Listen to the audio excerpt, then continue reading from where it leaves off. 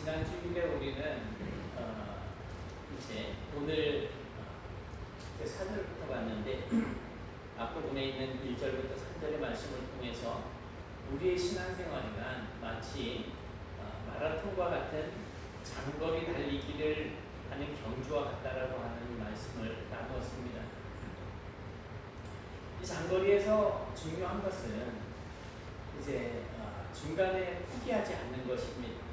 끝까지 포기하지 않고 꼬린 지점까지 이제 완주하는 것, 그것이 중요한데, 정말 무슨 화려한 기술을 가지고 있다거나 사람들의 눈에 띄지는 않을지라도 중간에 포기하지 않고 그만두지 않고 끝까지 신앙의 경주를 달려가는 사람들이라고 한다면 누구나 하나님께서 승리자로 인정해 주신다는 그런 내용의 말씀을 전해드렸습니다.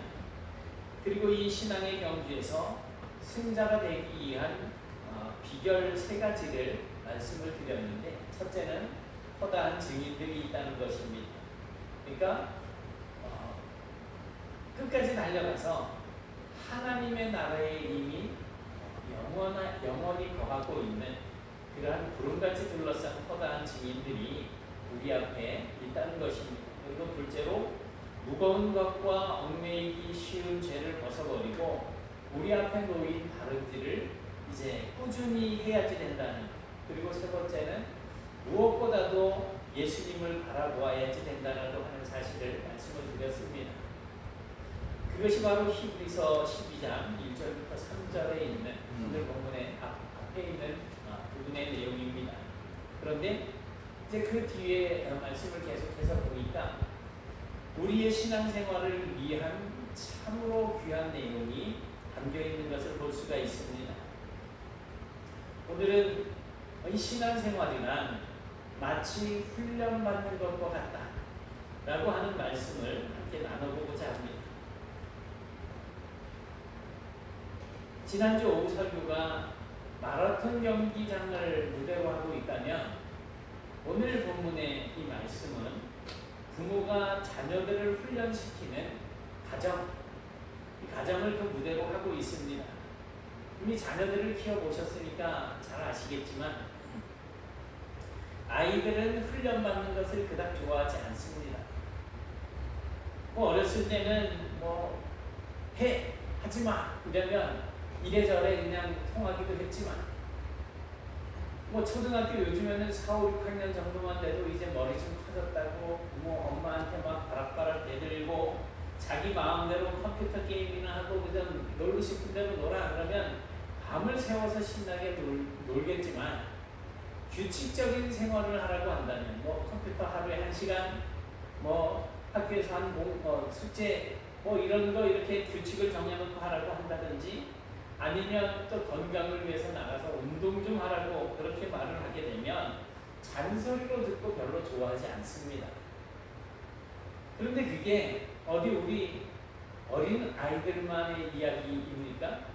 어른들도 마찬가지죠. 이 손흥민, 이강인, 손은 이제 손흥민 손인데 그 아시안 게임이었나요? 또 이제 왜 해가지고선 우승을 목표로 하고 있었는데 그 전에 식사를 하고 나서 막내 라인들이, 이강인을 포함한 막내 라인들이 탁구를 치러 가고, 그 다음에 손흥민과 같은 이 고참 선수들은 이 팀의 단결을 위해서 끝까지 이제 같이 함께 하자라고 하는 그런 내용으로 이야기를 하고 했는데, 결국 탁구를 치러 가서 그것에 대해서 이제 이야기하는 것, 훈육하는 것을 못마땅하게 여긴 이강인이 이제 툭탁거리다가 손흥민이 손을 저렇게 다치게 된 그런 사건입니다. 이거는 전 세계적으로 이제 아주 유명한 사건이 되어버렸습니다. 그 결과 결국 요르단과의 경기에서 지고 이번 파리 올림픽에도 참석을 못하게 됐잖아요. 이제 달라스 카우보이 풋볼 팀에서 미식 축구죠. 코치로 이제 일하던 이 사람, 톰 랜들이라고 하는 이 사람이 아주 유명한 말을 남겼습니다. 코치가 하는 일이라는 것은 선수들이 하고 싶어하지 않는 일을 하도록 해서 선수들이 되고 싶어하는 사람을 만드는 것이다. 그러니까 선수는 누구든지 손흥민처럼 세계적으로 유명한 선수가 되고 싶고, 그렇게 해서 또 몸값을 좀 올리고 뭐 이런 어떤 사람은 되고 싶어 하는데, 훈련을 받지 않으면 그런 선수가 될 수 없다는 거잖아요. 그래서 이 사람이 이야기한 선수들이 하고 싶어하지 않는 것을 하도록 만들어서 그 선수가 되고 싶어하는 사람이 되도록 만드는 것이 바로 코치라는 거예요. 이것은 신앙생활에 있어서도 마찬가지입니다. 사람들이 신앙생활을 통해서 이제 자신들이 얻게 될 유익에 대한 기대를 가지고 교회를 나오기도 하고 이렇게 신앙의 삶을 살고 있습니다. 그런데 성경에서 소개하고 있는 큰 믿음을 가진 신앙의 거장들을 보게 되면 나도 그런 믿음을 가진 사람이 되었으면 좋겠다라고 하는 이런 소망을 품기도 합니다. 그러나 실제로 그렇게 되기 위해서 신앙의 훈련을 받는 것은 별로 좋아하지 않습니다. 내일부터 다 새벽기도 나오세요. 새벽기도 나오셔가지고 새벽기도 때 말씀으로 훈련을 받고 뭐 이러면서 막 하자 그러면은 몇 분이나 나오실라나요? 피곤해서 새벽에 일 나가야지 되고 막 이러잖아요. 물론 일을 나가셔야 되죠. 그런데 우리 주님은 마치 우리의 영혼의 코치와도 같습니다. 그래서 우리가 되기는 원하지만 하고 싶어하지 않는 그 일을 어떻게 해서든지 시키시는 분이시라는 거예요. 왜 그러냐 하면 우리가 되고 싶어하는 그런 믿음의 사람, 믿음이 좋은 사람으로 만들기 위해서라는 거예요. 이 4절의 말씀을 한번 보시면 너희가 죄와 싸우되 아직 피 흘리기까지는 대항하지 아니하고 라고 말씀을 하고 있습니다. 이 말씀을 통해서 우리는 신앙생활의 또 다른 정의 한 가지를 생각해 볼 수가 있습니다. 신앙생활은 무엇인가 하는 거예요. 신앙생활이 이 말씀에 의하면 뭡니까? 맞습니다. 죄와 싸우는 게 신앙생활인 거예요. 이제 교회 출석하는 정도는 그거는 종교 활동이지 신앙생활은 아니에요. 논산훈련소에 갔더니 주일이 되었어요. 자, 종교 활동 갈 사람 나와! 선착순이에요, 그것도. 근데 교회 안 다니고 안 그러면은 잔디밭에 풀 뽑고 계속 그냥 노동을 해야 되니까 교회 안 다니는데도 그냥 막 그냥 하고 나가니까 그런 풀은 누가 뽑아 이러면서 주기도문 외우고 사도신경 외우고 막 이러는 거예요. 근데 교회를 가려다 보니까 이제 일단은 가는데 군대 용어가 그거예요. 종교 활동이. 그러니까 우리가 교회만 나오는 것은 그냥 종교 활동인 거예요. 그리고 나가가지고 여전히 사회에 따른 이방인들과 그냥 섞여서 대충 이렇게 흐려진 삶을 사는 것은 그거는 신앙의 생활이라고 할 수 없습니다.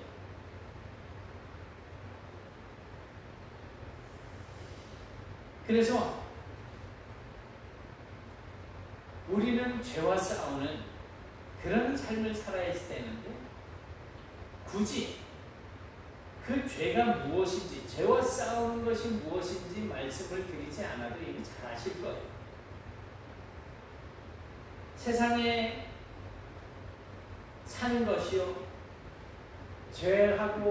죄와 적당히 타협을 하면서 살아가면 절대로 힘들 일이 없습니다.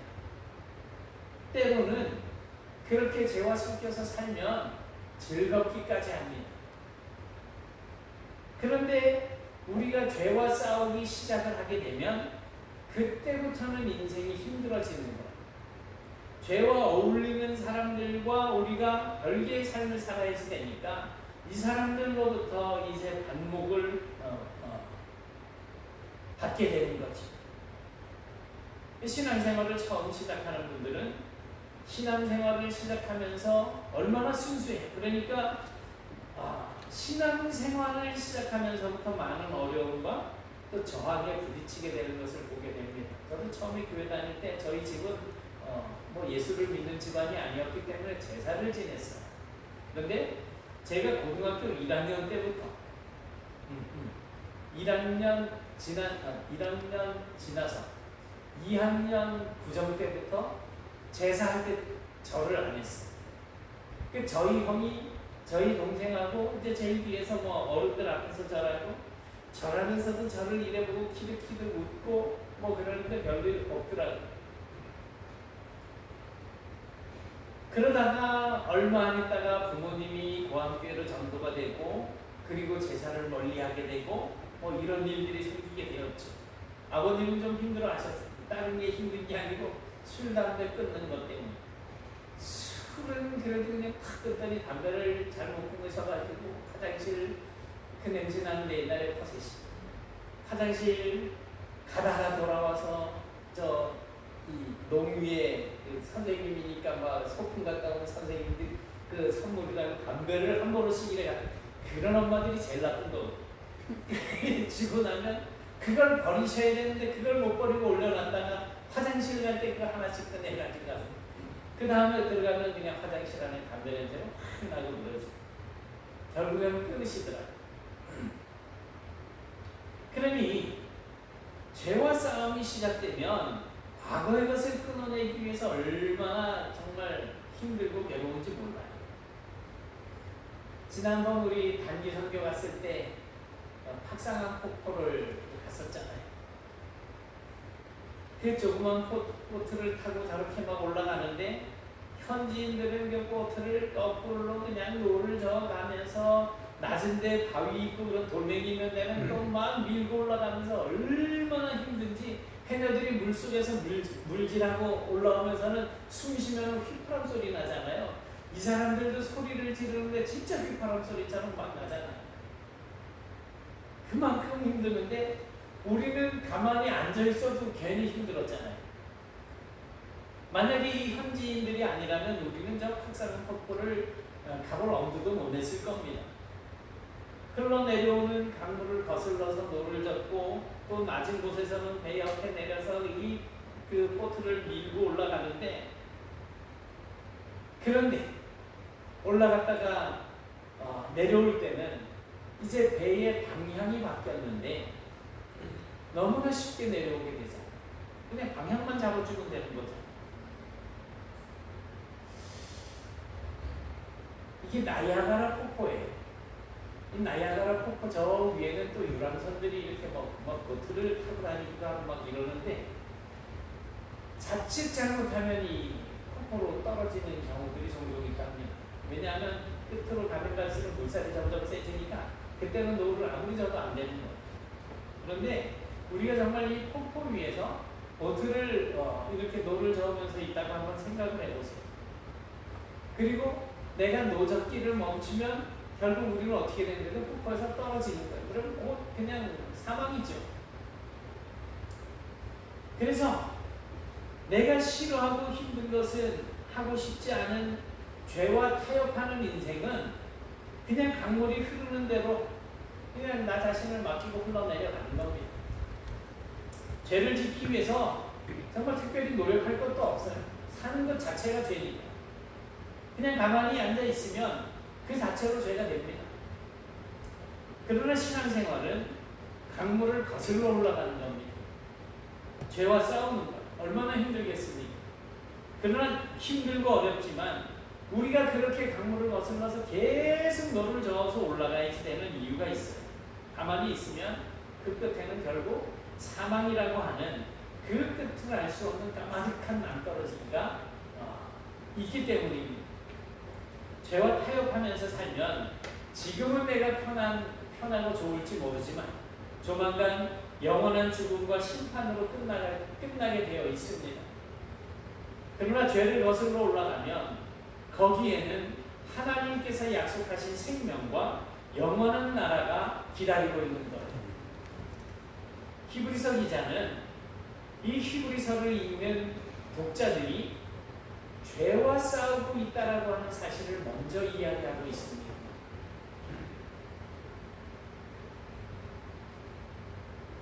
너희가 죄와 싸우되. 그러니까 이 말은 그들의 신앙생활이 이미 시작이 되었다는 이야기를 하고 있는 거예요.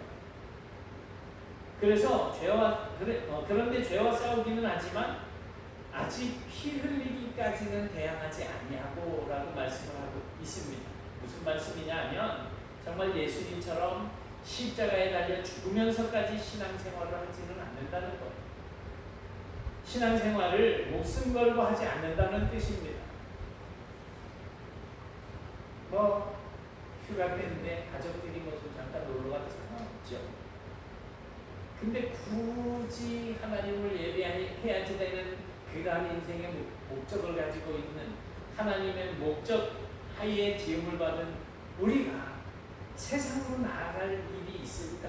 물론 가족들이 즐겁게 지내는 건 좋은데 하필이면 주일일까? 이런 생각들이 요즘 참 많이 들어요. 제가 지난주에 농담삼아 이야기했지만 우리 집사님들이었을 때는 주일 거의 한 번 했어. 조영재 원사님만 집사 때 1년에 한두 번 그냥 여름휴가 또 이래 해가지고 그냥 친정 간다고 이래가지고서 빠질 때가 있기는 있었는데 다른 분들은 잘 안 빠지시더니 한 번이 두 번 되고 두 번이 세 번 되더니 오늘도 빠집니다. 목숨을 걸지 않는 거지. 한때는 노를 저어서 열심히 거슬러서 강 위로 올라가고는 했습니다. 그런데 조금 있다 보니까 팔이 아파 힘들어서 잠깐은 괜찮겠지 하고 노젓기를 멈추는 거예요. 그렇게 손 놓고 있다가 세상에 한눈 팔다 보니까 저 앞에 이제 폭포가 보이는 거예요. 그럼 또 열심히 또 그냥 더 이제 열심히 노를 저어야 되겠죠. 그냥 많이 올라갔으면 천천히 노를 저어도 되는데 폭포 근처까지 오면 얼마나 급하게 노를 저어야 되겠어요.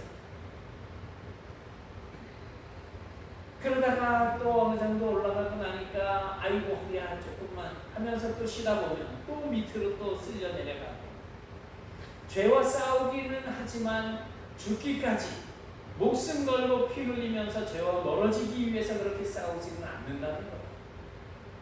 그러면 어떻게 될까요?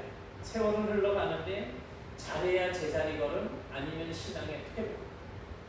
여러분 이것이 과연 다른 사람들의 이야기일까요?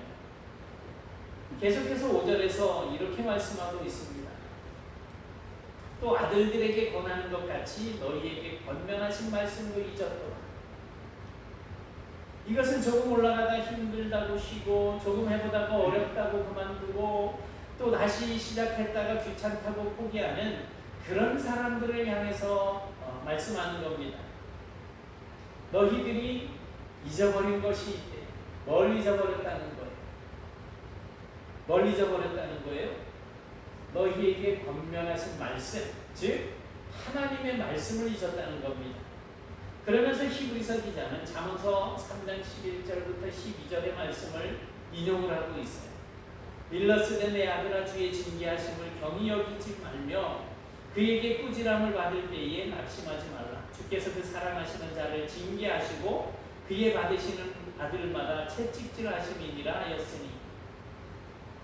여기서 주의 징계하심이라고 번역된 부분은 헬라어 원어에서는 파이데이아스 퀴리우스. 퀴리우라고 하는 것은 주님을 가리키는 단어예요. 퀴리오스, 주님. 그리고 파이디온이라는 말은 혹시 기억나실지 모르겠지만 어린아이들을 이야기하는데 이 파이데이아스라고 이렇게 번역을 하면서 이것은 어린아이를 훈육하는 것, 훈련시키는 것. 그러니까 주님께서 어린아이들을 훈련시키듯이 그렇게 훈련시키는 것을 여기서는 징계라고 표현을 하고 있는 거예요. 그리고 채찍질이라고 하는 이 말은 마스티고이라고 하는 이 단어를 사용하고 있는데요. 몹시 괴롭힌다, 매질해서 벌한다라고 하는 의미입니다. 그러니까 어떤 잘못한 일에 대해서는 벌을 내리는 것을 말하는 것입니다. 물론 교육과 훈련을 위해서는 때로 잘못을 했을 경우에 벌을 내리는 것도 필요할 거예요. 요즘 같이 운동하는 사람 중에 한 명이 레슬링 국가대표 상비군 출신인데, 그래서 학교에서 아이들 레슬링을 가르칩니다.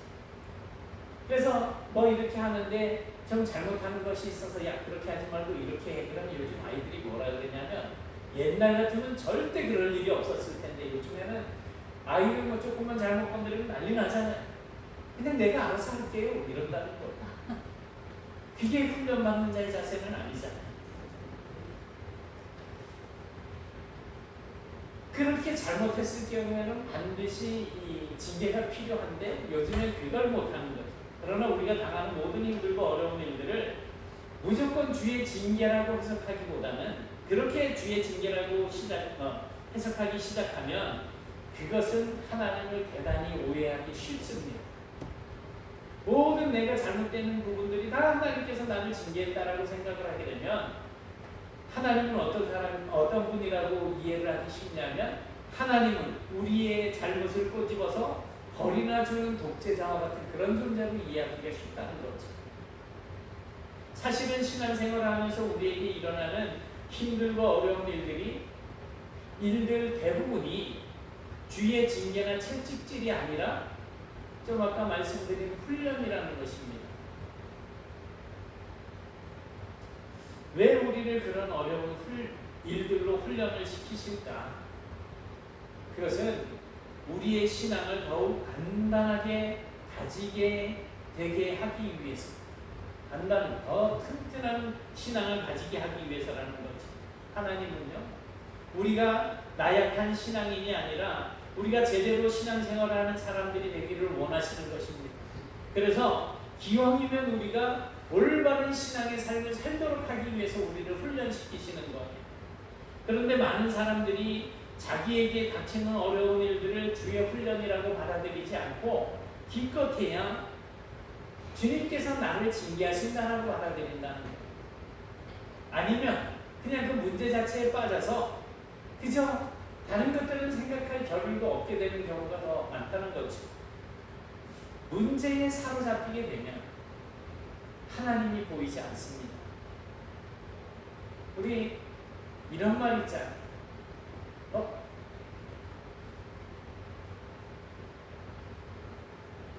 제가 사진을 안 올렸는데, 손바닥으로 하늘을 가린다. 이런 말이 있잖아요. 손바닥으로 하늘 가릴 수 있나요? 완전히 이래서 가렸다 그러면 가리겠지만 이게 가려지는 건 아니잖아요. 저 넓은 하늘을 어떻게 손바닥으로 가릴 수가 있겠어요? 사실 이 손바닥은 저 넓은 하늘에 비하면 진짜 먼지만큼도 안 되는 아주 작은 건데, 그런데 손바닥을 이래 하늘을 향해서 가린다고 펴놓고 손에다가 집중을 하게 되면 하늘의 구름이 어떤 모양을 하고 있는지, 하늘에 어떤 새가 날아가고 있는지를 잘 볼 수가 없다는 거예요. 우리 한번 손 이래 한번 들어보세요. 이렇게 들어보세요. 그리고 집중을 해서 보세요. 손바닥만 쳐다보세요. 손만 쳐다보세요. 아니, 저를 보시면 안 됐는데, 자, 손만 쳐다보시면 이제 내리셔요. 제가 무슨 짓을 했는지 혹시 보셨나요? 제가 무슨 짓을 했을까요? 손만 보시라 그러니까 손만 보느라고 제가 턱도 만지고 귀도 만지고 이랬는데 그런 행동들을 잘 못 보시잖아요. 그러니까 문제는 정말 작은데 이 문제에 빠지게 되면 그 문제를 통해서 일하고 계시는 하나님을 보지 못한다는 거예요. 하나님께서 일하고 계시다라고 하는 이 사실을 생각하지 못하게 되는 겁니다. 왜? 문제만 보이기 때문에 그런 거죠. 그래서 낙심하고 절망하고 포기하고 주저앉게 되는 겁니다. 왜 하필이면 나에게 이런 일들이 일어나고 있는가? 왜 내가 이런 일들을 겪어야지 되는가? 그 시간이 지나서 후회하고 불평하기에 바쁩니다. 그러나 지금 당하고 있는 그 시련을 주님께서 나를 훈련시키시는 것이라고 보기 시작하면 이야기가 달라진다는 것. 주님께서 그 문제를 통해서 나를 어떤 신앙의 소유자로 만들어가고 계시는지, 또 어떤 일들을 이루어가고 계신다라고 하는 그 사실들을 우리가 이제 알아볼 수 있게 된다는 것입니다. 우리는 어떤 시각을 가지고 신앙생활하고 계십니까? 힘들다고 쉽게 그만두고 어렵다고 쉽게 포기하면 그것은 주님의 훈련을 가볍게 여기는 꼴이 되는 거예요. 힘들지만 한 번 더 하고 어렵지만 포기하지 않고 끝까지 붙들고 있으면 그 사람의 믿음은 성장하게 되어 있습니다. 어제 유도 그 단체전 독일이었나요? 독일하고 이렇게 하는데 동메달 결정전인데 마지막에 이제 3대3이 돼가지고 마지막에 투표로 한 사람씩 뽑아야 되는데 73kg 이하. 우리나라 선수는 66kg고 독일 선수는 73kg인 거예요. 그러니까 거의 뭐 한 7kg 정도 차이 나니 얼마나 힘들겠어요. 그 앞에 먼저 바로 앞에 싸웠을 때는 우리나라 선수가 졌어요. 근데 마지막 이제 그 진짜 이거를 이겨야지 동메달을 따는 건데 그 가벼운 우리나라 선수가 악착같이 버티면서 해가지고 결국에는 이겨서 동메달을 따더라고요. 끝까지 붙드는 거예요. 훈련을 한 결과가 그렇게 되는 겁니다. 어떤 훈련을 받다 보면 때로는 꾸지람을 들을 때도 있습니다. 우리가 처음부터 제대로 잘하면 무슨 훈련이 필요하겠어요? 아까 점심 식사 후에 우리 용선 집사님하고 배군의 그 명호 형제하고 뭐 이제 골프 얘기가 이래 나왔는데 뭐 서로 이제 막 그냥 나는 잘 못 쳐요 모르겠어서 나는 뭐 그냥 백타 쳐요 막 이러면서 그러면 뭐 한 90타는 치겠는데 뭐 이런 말씀들을 이래 하는데 처음부터 잘하는 사람들은 없잖아요. 그 연습을 통해서 훈련을 통해서 잘하게 되는 거 아닙니까? 왜 우리가 훈련을 받습니까? 잘하지 못하니까.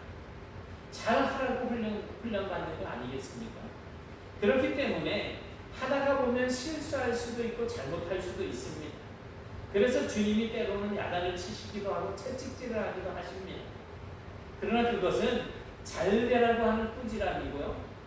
그걸 가지고 서운하게 여기고 낙심하고 삐치면 어떻게 우리의 신앙이 튼튼하게 자라날 수 있겠습니까? 훈련을 징계로 받아들이면 반드시 낙심하게 되어 있습니다. 그러나 주님의 훈련을 나를 성장시키기 위한 하나의 과정으로 받아들이게 되면 힘들고 어려워도 천지를 지으신 하나님이 나를 사랑하셔서 이렇게 훈련을 시켜주시는구나. 그때부터는 감사가 넘치게 되는 거예요. 용기가 생기게 되는 거예요. 그렇다면 왜 하나님은 우리를 그토록 훈련시키시기를 위해서 애쓰실까? 6절에 보니까 주께서 그 사랑하시는 자를 징계하시고 라고 말씀하고 있어요. 결국 우리를 훈련시키시는 것은 우리를 사랑하시기 때문이라는 것입니다. 왜 사랑하십니까?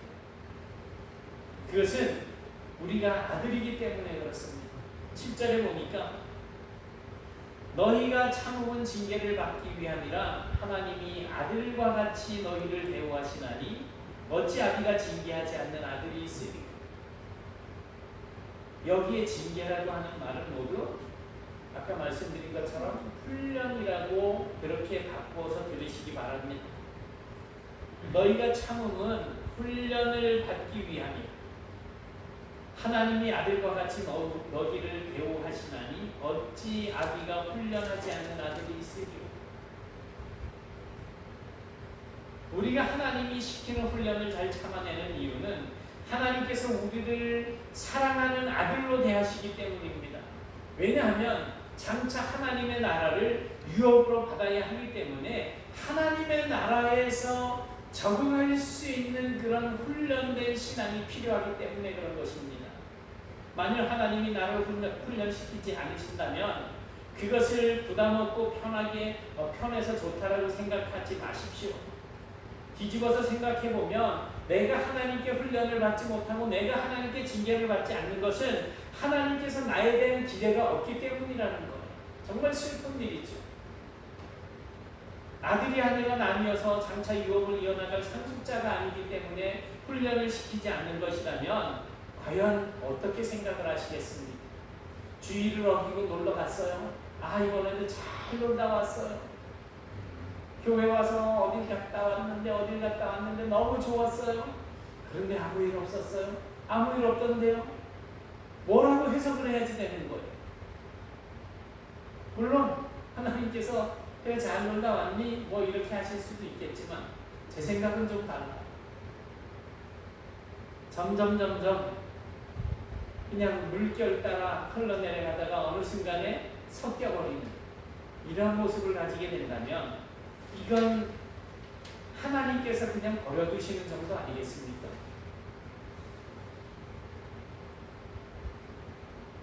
이런 것들을 아는 사람들은 힘들어서 못하겠어요가 아니고요. 힘들지만 해보겠어요 라고 말합니다. 그것이 바른 신앙생활의 자세입니다. 어떤 사람들은 예수를 믿는다고 하면서 교회를 다니면 마음이 편하기 때문이라고 그래서 교회를 나오는 사람들이 있어요.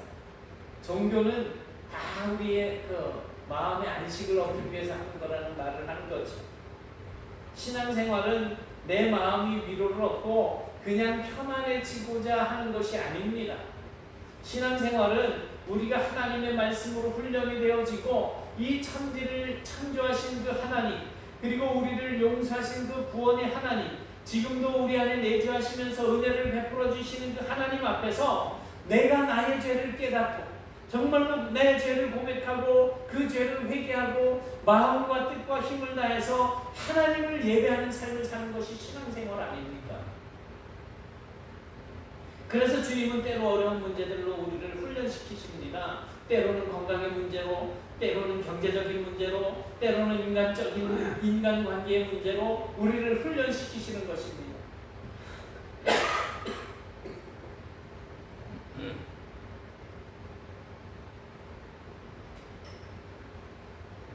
그래서 무릎 꿇고 하나님 앞에 기도하게 하시고 때로는 금식도 하게 하시고 때로는 눈물 흘리게도 하시면서 그렇게 우리를 훈련시키시는 것입니다. 새로운 직분을 맡기면서 우리를 훈련시키시고 교회를 섬기는 봉사의 기회를 주시면서 우리를 훈련시키십니다. 뭐 또 헌금 생활에 부담을 주시면서 훈련시키시고